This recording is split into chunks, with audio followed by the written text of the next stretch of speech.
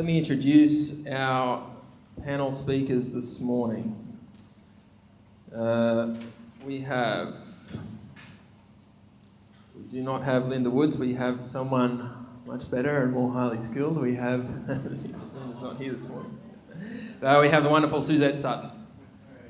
Please welcome her to the table. I've just got a little longer to speak.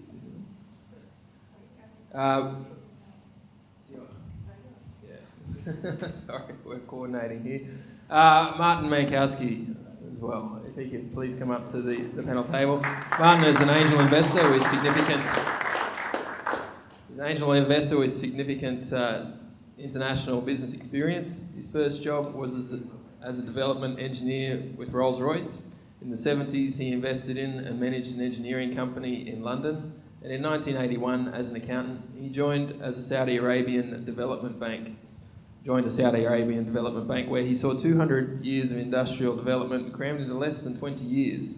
In 2010, Martin wrote the book Business, Saints and Sinners, Decoded, where he takes his extensive experience and presents insights and potential solutions for the well-planned and misguided business activity. Again, please welcome Martin Mankowski to the panel. Our third panel member this morning is Mr. Paul Steer. Paul is the managing partner in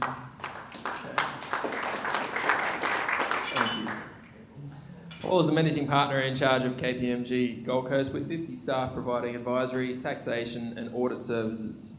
Paul is a member of the Institute of Chartered Accountants and a registered company auditor under the Corporations Act, and is a registered tax agent. He was a founding member of the Board of Directors of Founders Forum from 2000 to 2008. His experience is predominantly in the property and construction and the tourism and leisure industries. Again, please welcome Mr. Paul Steer to the panel. Now I'll hand things over to our lovely chair this morning, Ms. Suzette Sutton.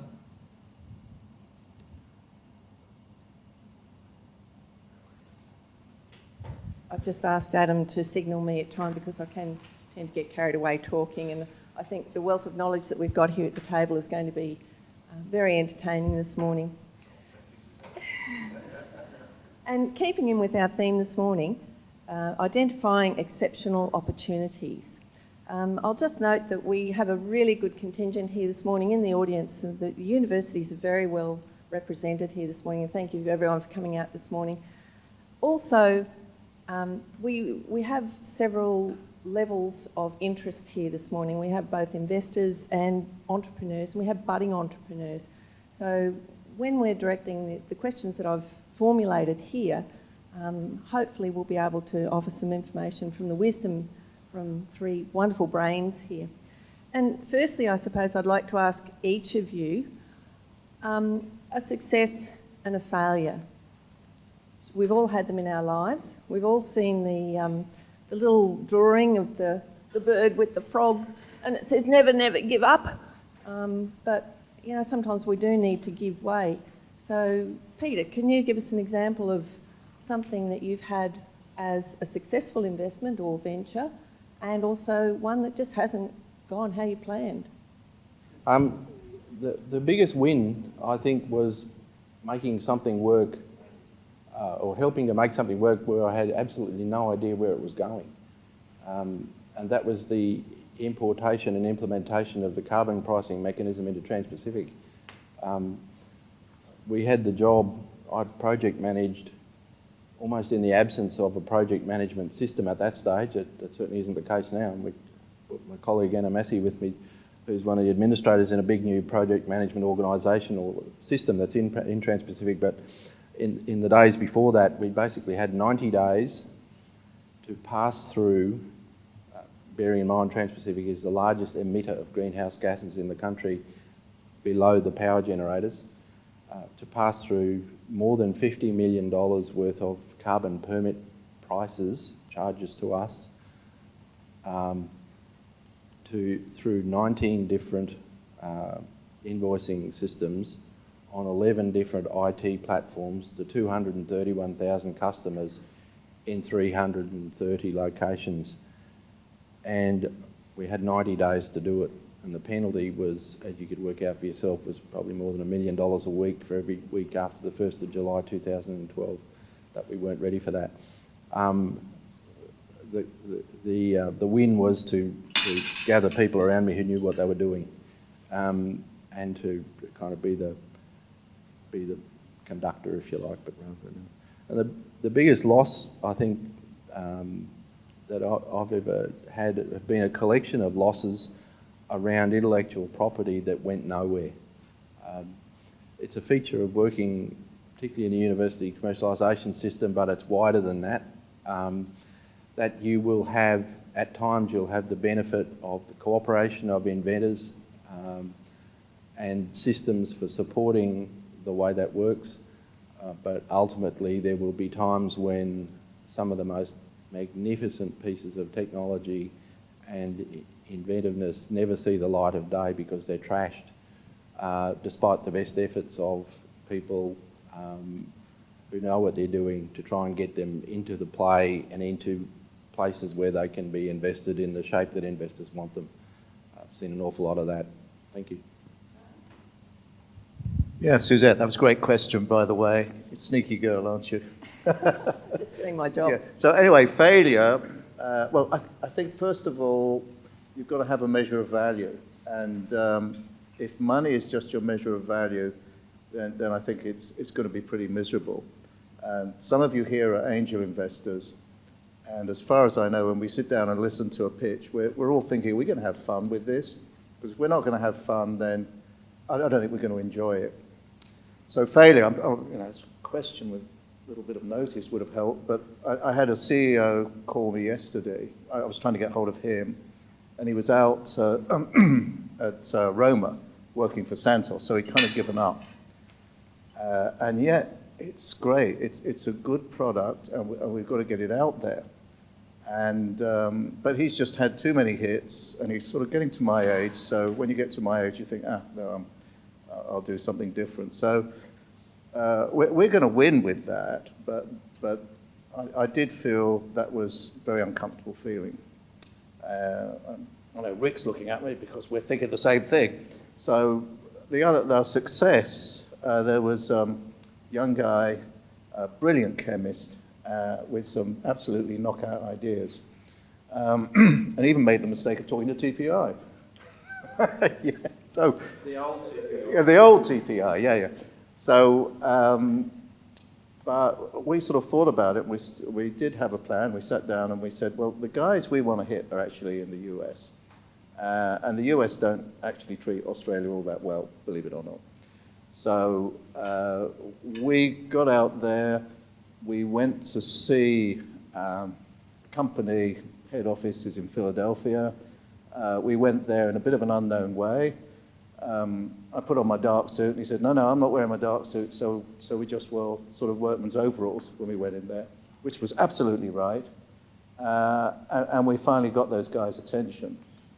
We were regarded as the third most innovative company in the world by this multinational, which actually means nothing, but it gets us moving. It keeps us going with ideas. So we're having fun. Whether or not I'll make any money, I don't know. But as far as my value system is concerned, that's scored very high. Thanks. I thought we were going to be asking the questions. Just picking up something Peter said about be good to people.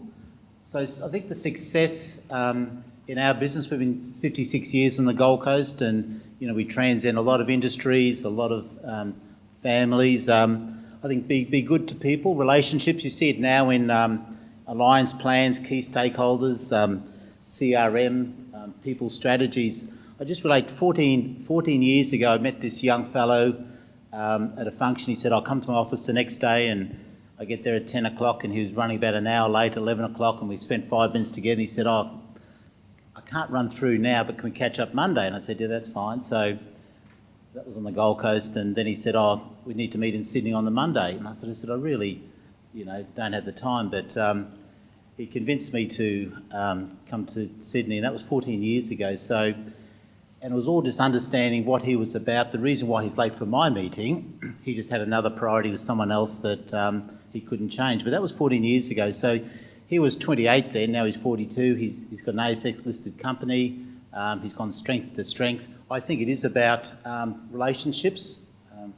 I think conversely, where you don't have a relationship, it doesn't work either way. I think a lot of young people these days don't spend the time. You know, it's interesting, the mentoring piece, I think that structured way of doing things is really, really important at all ages of your business or your life and everything. And it's not just about execution, sometimes it's about actually how you do things as well. So. Thank you. Thank you all. And just if I can come back to Peter as well, on the note of people and skills, opportunities present themselves to both investors and inventors and startups, but a lot of the time it's around people. If you have, say, 30 years experience as an engineer, how do you value those skills when you're pitching to someone or someone comes to you? How do you value those skills and experience in possibly a field where they're not wanting to take you as an investor? I think that goes to probably to the heart of confidence, and confidence in making a move where you're slightly out of your ground, or indeed forming alliances with people that you know have qualities and experiences that are outside their ground, or their particular technical ground, but recognising they didn't get there just on account of their technical grounds. They actually got to their valued position by using and learning an awful lot of other qualities. So by the time you're a 60-year-old successful entrepreneur, whether it be an engineer or a business catalyst of some kind, there are a lot of very useful things that you can learn from that person, and they make a great addition to a team. Is that the question? Yeah, it's about, I suppose, where do you find that confidence? What's the clue that says to you, yeah, trust this person? Well, I think you've got to take people on trust. There's nothing like a first impression, and a boiler suit sounds like not a bad option actually sometimes. But if you can then incentivise, and I think you're right, make it fun. Then you can enlist the aid of that person and their skills.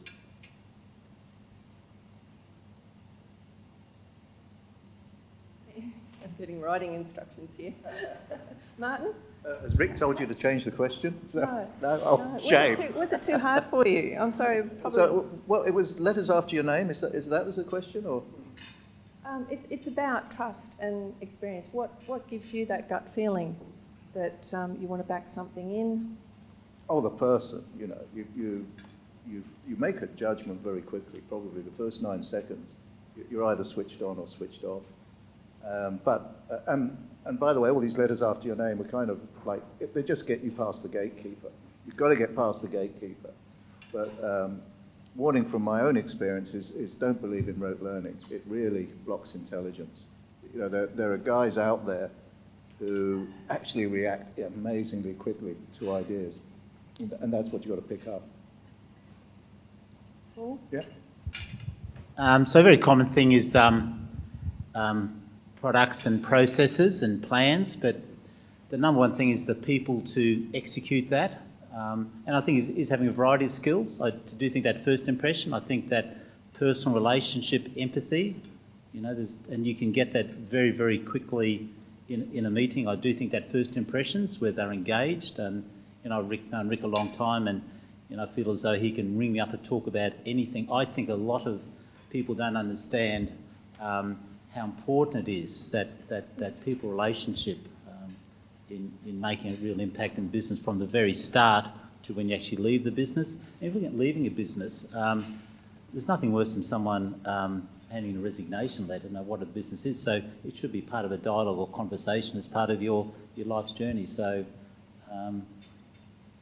I just think the people thing is absolutely critical on everything to do with the business. So and for a whole variety of reasons, people probably haven't put that at the forefront.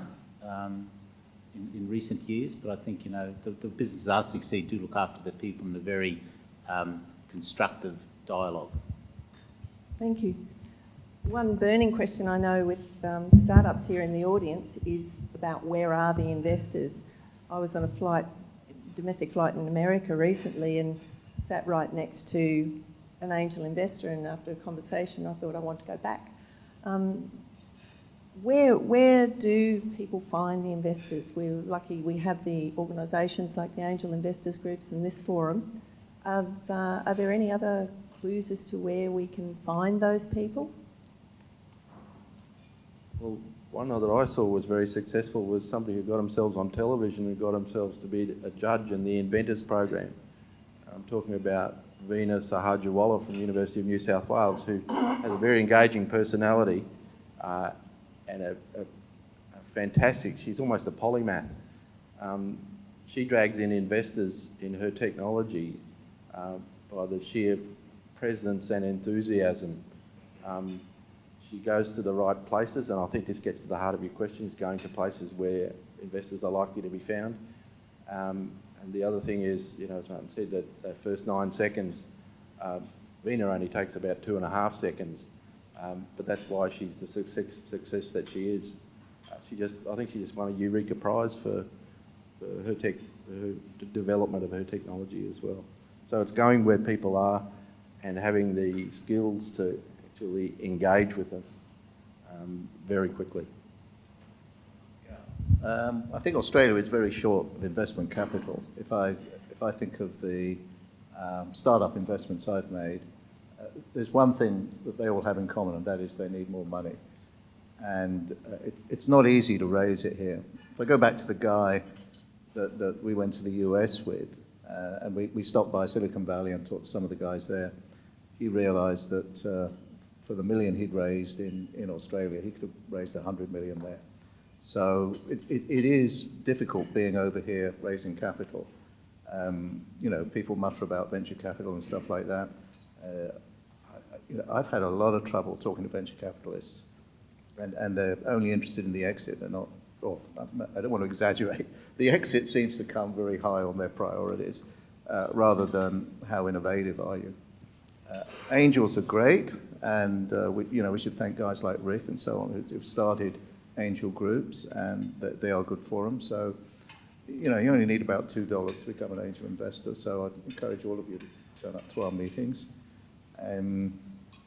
There are some other things around, but I think money is difficult to raise. That's what I'd say. Oh, of course, I must mention commercialisation Australia. Do we have any of the case managers here?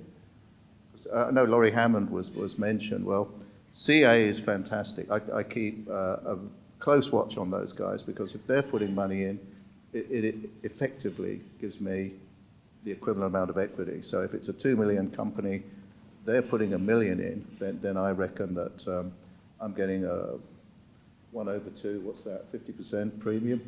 So I do tend to watch what CA is doing, and they have some great case managers who actually are also very good at advising. My happy memories and my sad memories that I came to earlier were both CA investments, so that's an example. Thanks. Just picking up, so the R&D tax credits as well, that's a cheaper source of money as well, and looks, it's about 30 cents a dollar cash rebate back.